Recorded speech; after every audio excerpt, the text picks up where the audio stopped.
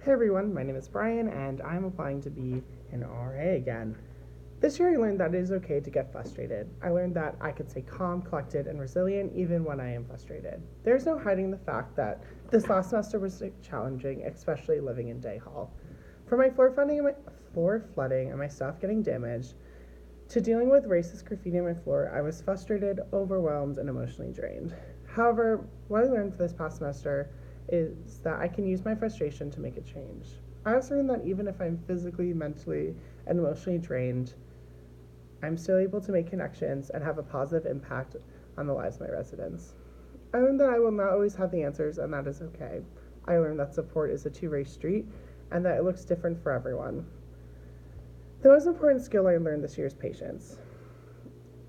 In times of transition, it's hard to get used to a new way of doing things. Recognizing this, I had to stay patient as the department has undergone several changes. I think that one of the aspects of the RA role that I can do more next year is to be physically present on the floor. This year, I've been overly involved on campus in both extracurricular activities, on academic committees, working, and writing a thesis paper. Next year, I plan to have more time for me and my residents, and I plan to be physically on the floor more often instead of just being present in a way of always a phone call away.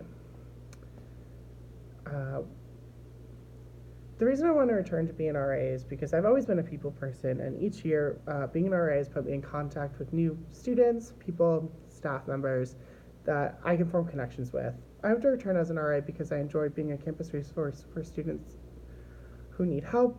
Another reason is that each year my residents have taught me so much about the world from their own perspectives. Hearing about different people's lives, experiences, and struggles has taught me so much over the past 2 years.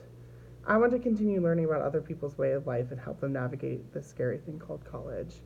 I think that one way we as RAs can build an inclusive space is by creating and hosting CCIs that encourage our students to learn more about each other's cultures and who they are as people. I think that having the residents sit down with one another will make people feel more included. Education is important to inclusivity training, but this education does not have to be formalized. Informal education through just having conversations can go a long way. Another way to make people more Another way to be more inclusive is to translate emails for your international students to the language that they speak. This way they feel more included. I also think it's important that RAs are trained to acknowledge their own personal implicit biases because these biases can affect the decisions that they make, the CCIs they implement, and the conversations they're having. Diversity and inclusivity training should not just be a one-time event. However, I believe it should be incorporated into every meeting that we have. Personally, I find that the 30-minute conversations were more beneficial to my role as a resident advisor for several reasons. First, these conversations can happen naturally, and the students are more willing to share information about themselves due to the one-on-oneness of these conversations. Second, the international conversations provided a time for me to learn more about a student than I ever would in a group setting. Entering ICs, intentional conversations, helped me create and put on CCIs that were informed by these conversations and that I knew my residents actually wanted to attend. For me, the most challenging part of these conversations was that college is a busy time and people do not always have 30 minutes to allocate to talking. Similarly, there are some residents you never see, and you see some more often than others due to their location on their floor. You guys have similar schedules, we're in the same school. Next year, to overcome some of these barriers, I plan on doing two things. One, I think that 30 minutes is a long time to have a conversation, but I think that it doesn't have to be 30 minutes right then and there. I think that if you know, are having a conversation and you're catching a resident in kind of a middle time and it's just like, you guys, if you continue that same conversation on a later date, I really think it shows one, that you're actually paying attention to the conversation that we're having, and two, that you actually want to learn more about your resident and not trying just to check off a box and saying like, I did my 30 minutes, so I'm done. I also wanted to create spaces outside the residence hall for us to meet. So this could be going to the Bird Library and, maybe having a study session and, during that study session, having that conversation, or going to get Starbucks or walking to class together. These are times I think that I really can take advantage of next year. Um, CCIs are very challenging at times because with a group of 81 residents, it's hard to find something that everyone wants to do. Another issue with CCIs is that even though residents seem excited to come to an event when it's first announced, by the time that event occurs, like other things have came up in their lives. We call it because college is very fast moving and new opportunities are always arising.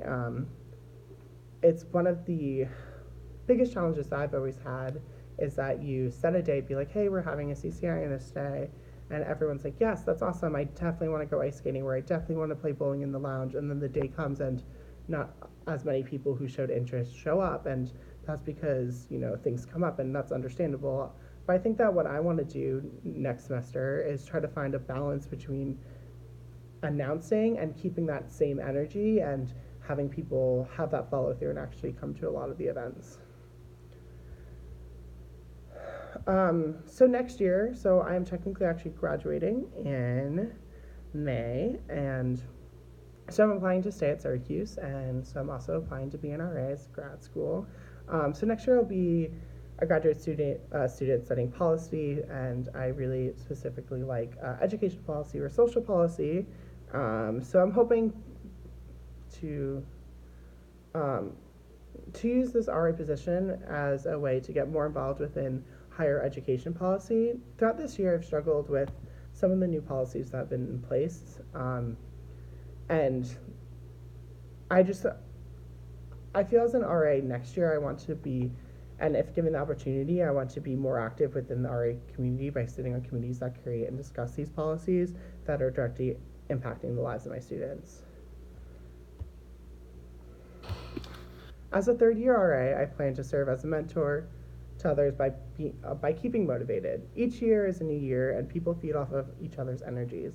By having a positive and motivating presence,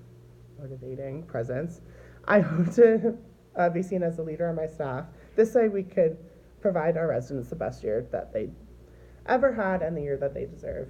As a returner, I will support the new RAs by letting them know that the other returners and I are a resource for them to talk to, bounce ideas off of, and work with them if they're having trouble. I also plan on supporting my new RAs by being open, friendly, and talkative. Like I said, I'm a big people person. In regard to assisting professional staff, I plan on being a person that they can lean on. This will come about by letting them know that I'm always willing to take on more responsibilities, keep everyone on track, and being a sounding board for new ideas.